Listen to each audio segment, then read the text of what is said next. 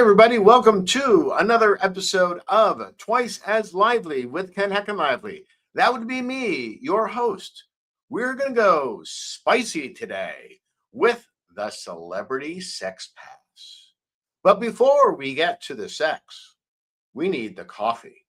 So hopefully you have your beverage of choice, which for me is a wonderful Pete's coffee with a cafe Americano with some milk and honey, because that's just the way I like it to be.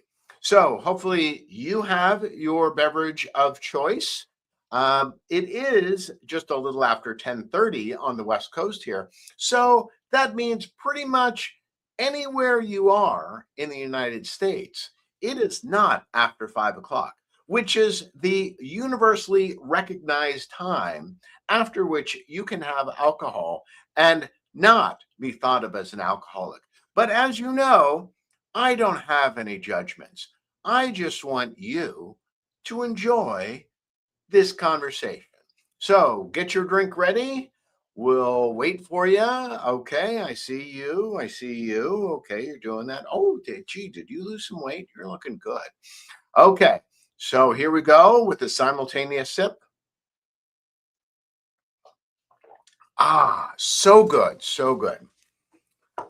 Yesterday, I decided to treat myself and go out to the movies, and I was looking around for something that was fun. And so I kept hearing about this movie, Gail Daughtry and the Celebrity Sex Pass. And I thought, that just sounds intriguing. Now, you know what the idea of the Celebrity Sex Pass is, which is that committed couples can talk amongst themselves and say, yes, I will be faithful to you, but if I get a chance to sleep with this celebrity, I want you to give me a free pass. Yes, it is something that never happens in reality, but that's why it's fun to explore that in a movie. So, as you can imagine, that is exactly what happens between a couple who is getting ready to be married and the celebrity sex pass for the male character is Jennifer Aniston. It's not a bad choice. And of course, it happens, and, hilarity and problems ensue. But I was thinking to myself, let me talk about the movie first. I thought it was a fun idea, and but I had some problems with it. So I'm going to talk about the flaws and the strengths of it. So the flaws of it is it sets up all the main characters as just friggin' idiots. Okay. And it's a little bit like that Dumb and Dumber vibe. And if you like the Dumb and Dumber vibe, well, you might enjoy this. But as I was watching, I was just going like, I'm not getting this. I'm not enjoying it. But after a while, it started to wear me down, and I actually started to like it. And I thought it really did bring along some interesting points. The Just so you know, the celebrity sex pass of the female character was the actor John Hamm, best known as Don Draper from Mad Men, a show I never watched. So I cannot comment on the hotness of John Hamm. So, ladies, apparently he's a heartthrob.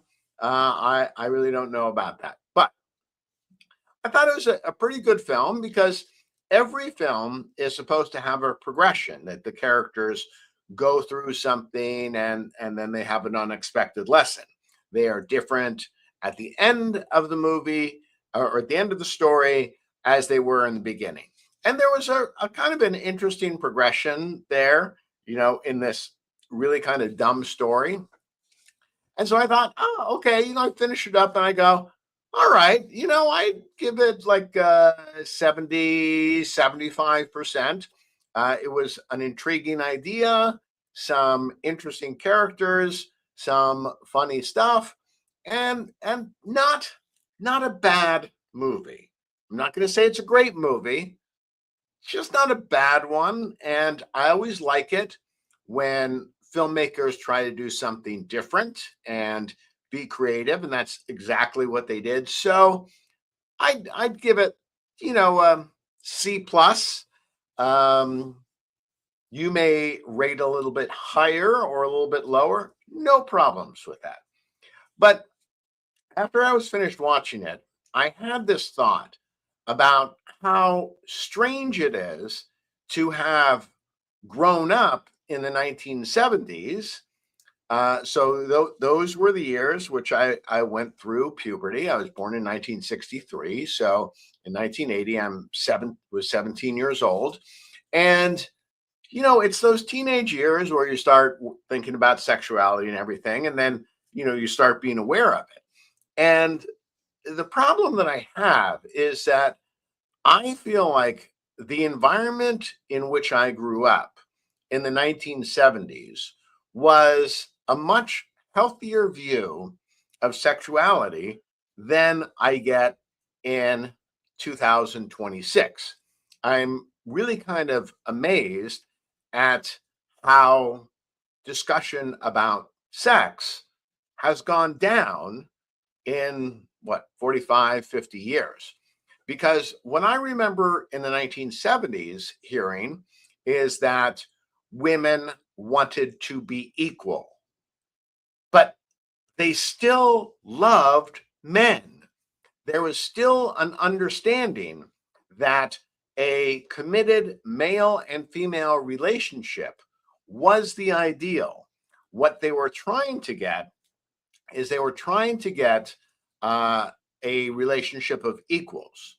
But it still seemed to be that in the 1970s, it was very common for this magic, which I say exists between men and women, to be highlighted and to be celebrated.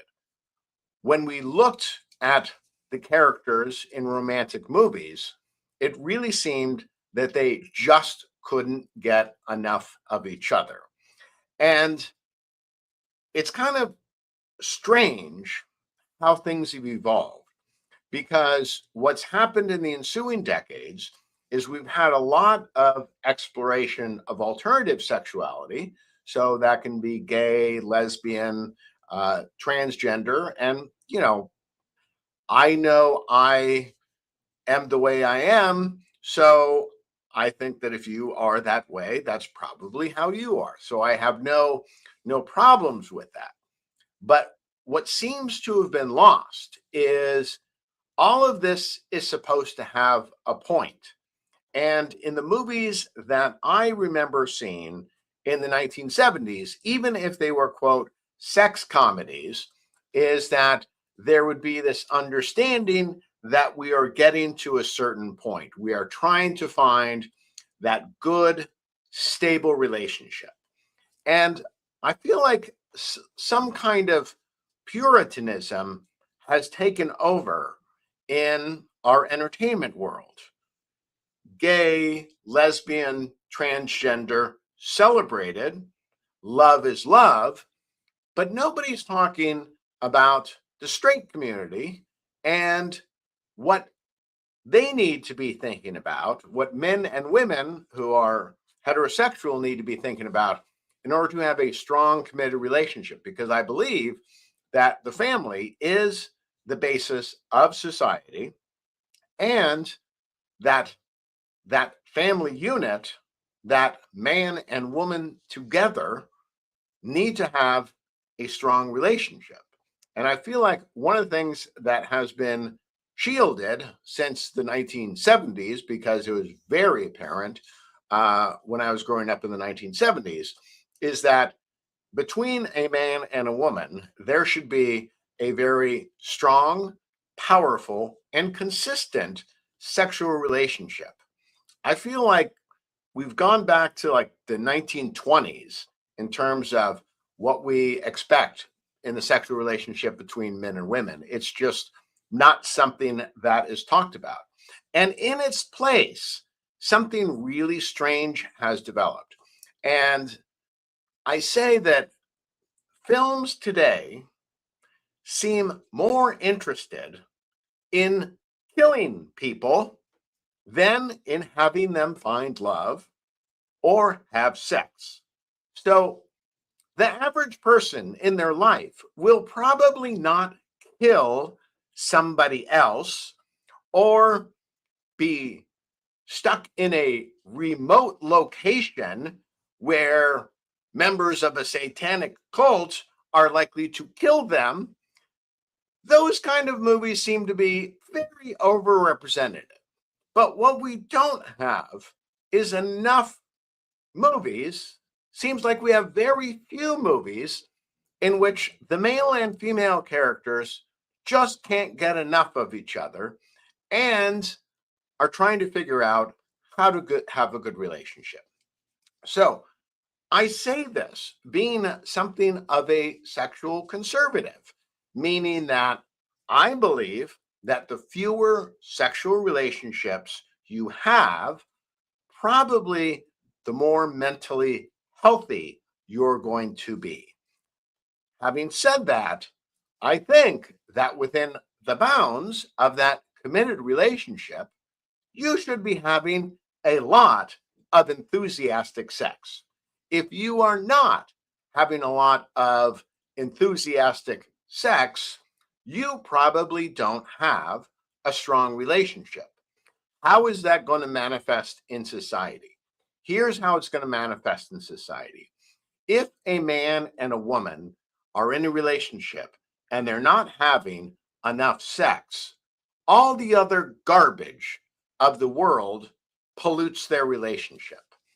What I have seen in my 6 decades of life is that men and women should be somewhat magical to each other.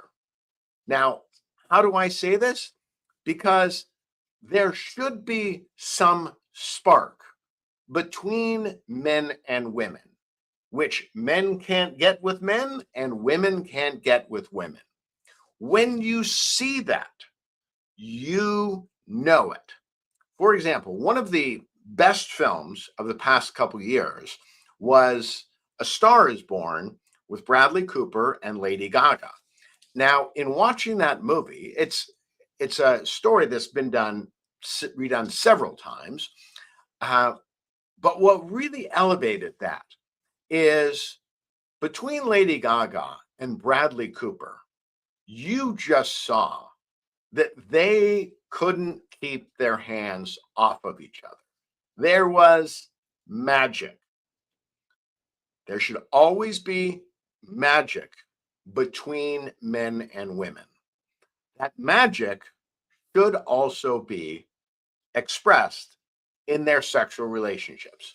If it's not, then what happens between men and women is they end up living as roommates with each other without the magic.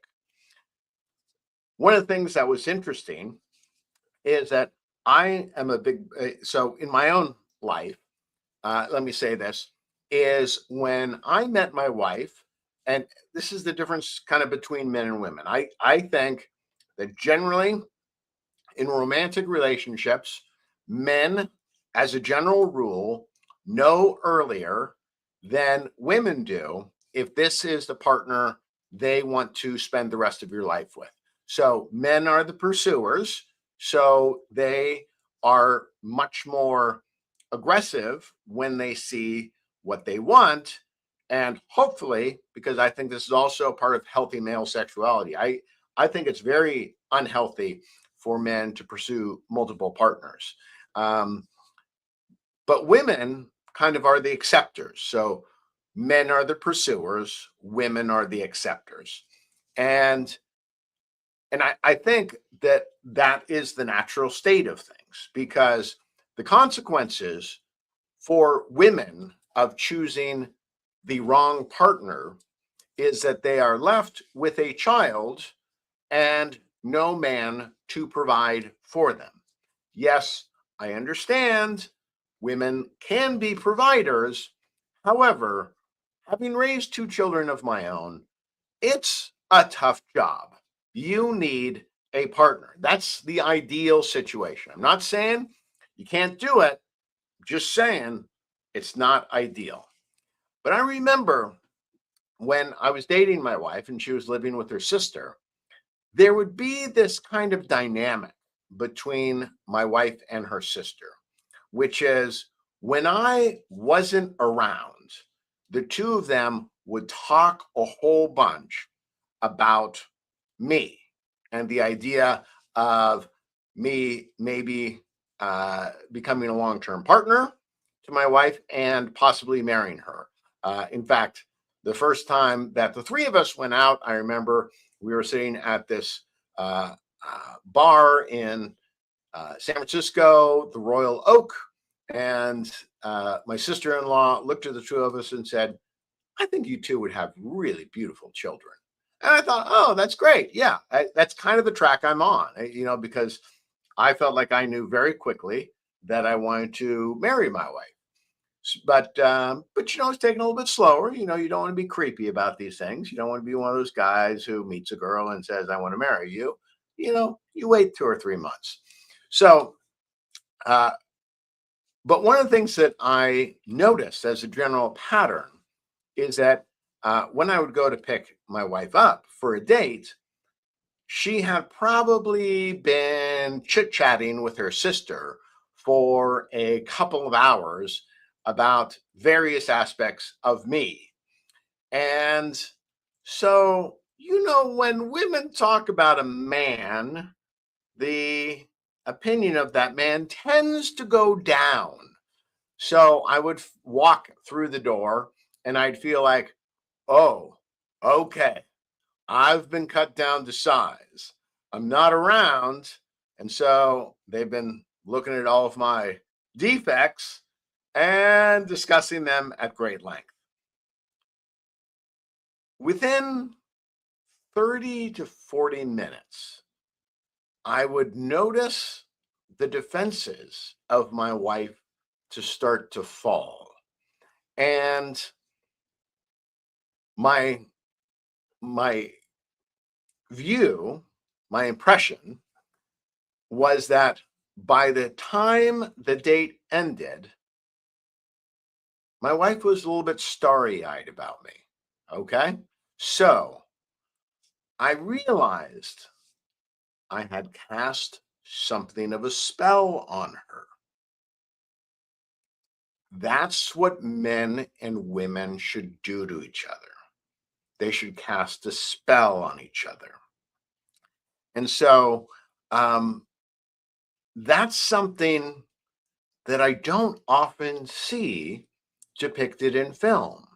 And because we are not showing that, a lot of men and women don't realize that's the way it should be. And so I can always tell a man or a woman who's in a good relationship by how they treat the opposite sex.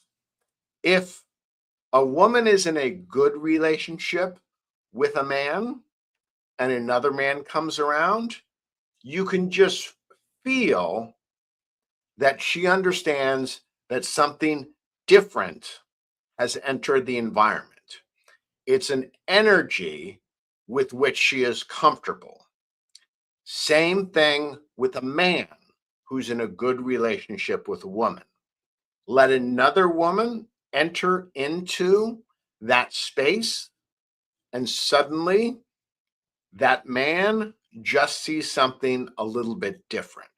And so, one of the problems that I have about our social discussion around sex is it seems to be focused on tolerating and accepting different kinds of sexuality.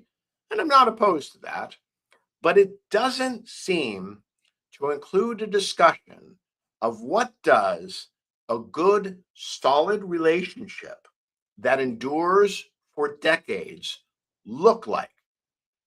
They aren't saying if you want a good relationship, you should be having lots of sex. That's just the deal. That's the magic. And in our public discussion and in our culture, I don't know why killing, torture, and horror seem to be above talking about sex. You can write a movie about a serial killer and everybody will be watching that. Write a story about somebody who's having serial relationships. Oh my God, that's just too much. That crosses a line. So why is it that stories about killing, which hopefully most people will never experience in their life, are so common, and stories about good sex, which hopefully most people experience at some point in their life, is not shown? We need to get over the Puritanism.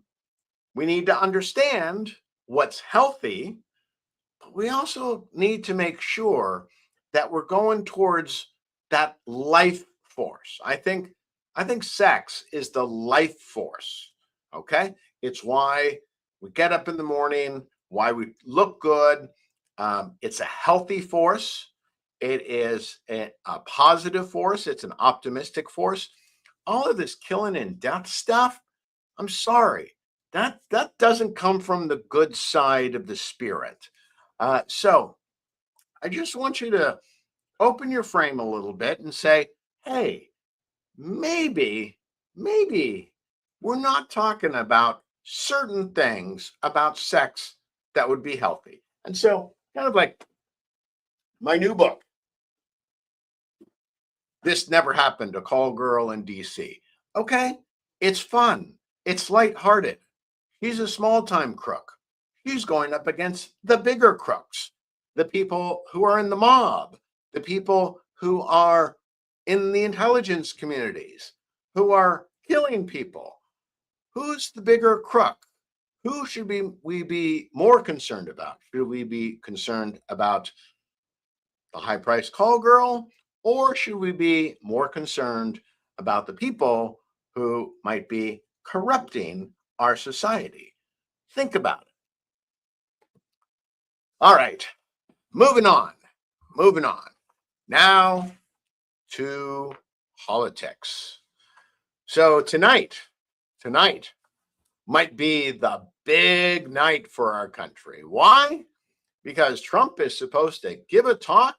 It's a mystery talk, but what we hear is that he's going to talk about election integrity. Now, I understand there are liberals who think that everything's great in our electoral system. There are conservatives who think everything is terrible in our electoral system. And the truth may be somewhere in the middle, but I want to move to a different plane. And I'm a big fan of Scott Adams, and he always talks about not what's true, but about what's persuasive. And so I'm going to make a prediction here about the result of Trump's speech tonight, assuming that he does talk about Chinese election interference in the 2020 election. So, what Scott Adams would always talk about is whether one story reminds you of another story. So, what I would submit to you is that the story told about 2016, that the Russians helped get Donald Trump elected, has stayed in the minds of people over time, even though that narrative, according to most accounts, has generally been disproven. It's there as a narrative. Okay. So we think in narratives, not in facts. So when Trump gives his speech tonight, and if he does make the claim that the Chinese intervened in the 2020 election in order to get Joe Biden elected, it's going to trigger something in people's mind in which they say, oh, that's like that story I already heard. And they're going to believe it. I'm not saying it's true. I'm going to wait to see the evidence. Now, because I am a big believer in waiting for all the evidence to come in. What I'm talking about is if Trump really does do this and he provides some decent evidence, I'm not going to say overwhelming evidence, but just let's say he provides evidence at least as strong as the Democrats gave in 2016, which I don't think was that strong. It's going to trigger something in people's brains. Now, you may say that, oh, Democrats are just going to believe Democrats and Republicans are just going to believe Republicans. That's not true, because there are a lot of people who are both Democrats or Republicans who aren't really that deeply attached to the party. So what's going to happen with that 10 to 15% who will switch back and forth between Democrats and Republicans?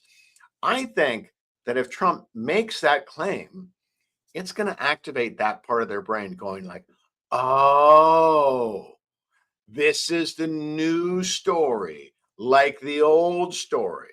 And if I believe the old story, well, then I'm going to believe the new story.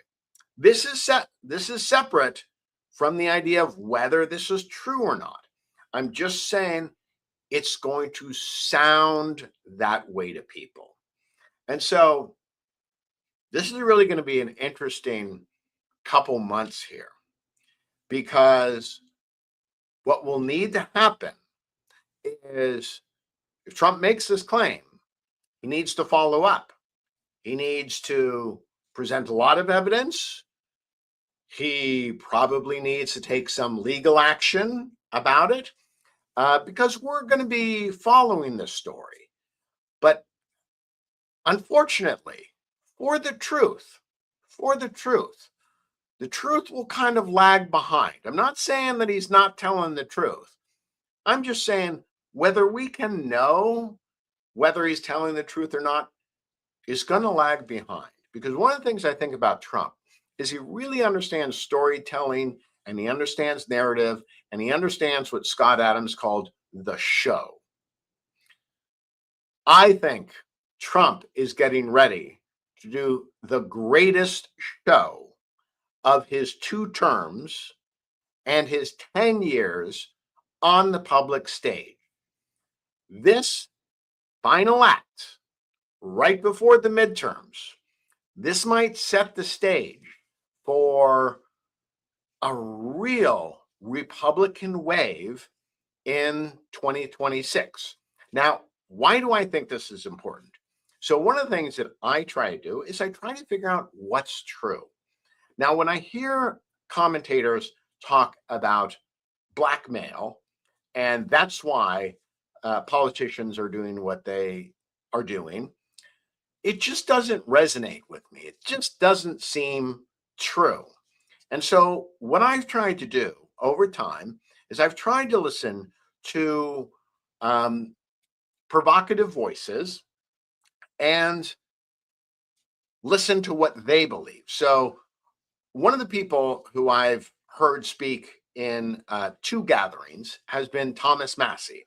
And so he's come along with this idea. And I've also talked to Congressman Eric Burleson about it.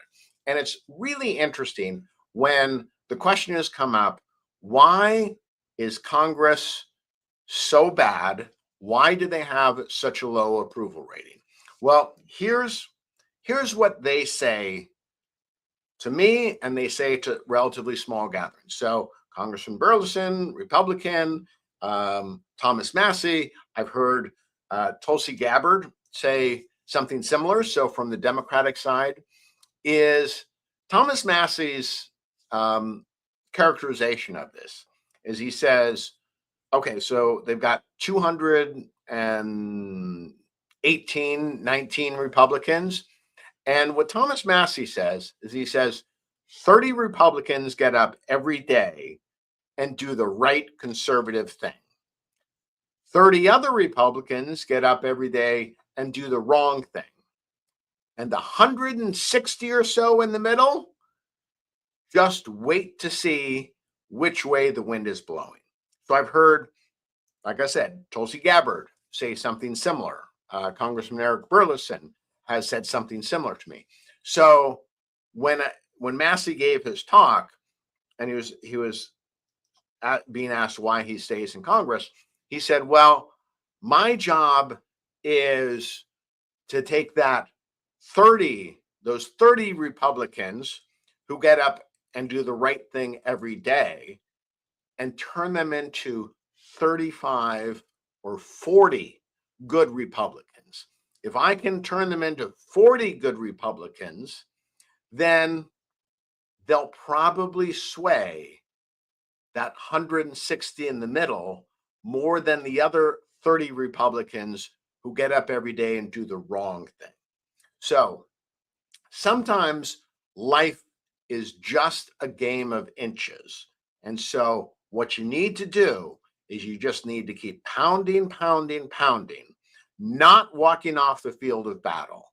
And so I'm really fascinated by what's going on with Trump's speech tonight, which is why I'm actually going home a little bit early so my wife and I can have a lovely dinner and we can watch Trump's speech and we can figure out what's going on. So there you have it. My thoughts on the movies, my thoughts on the culture, my thoughts on storytelling as it relates to politics. So, boys and girls, get ready. I think we're in for a wild ride. So, hopefully, you have enjoyed this broadcast. I'm having a great summer here. So, hopefully, you are. And hopefully, the best part of your summer is not listening to a guy like me on the internet, but it's having good times with those in your life, whatever that means. So, I'll be thinking about you while I'm having fun too.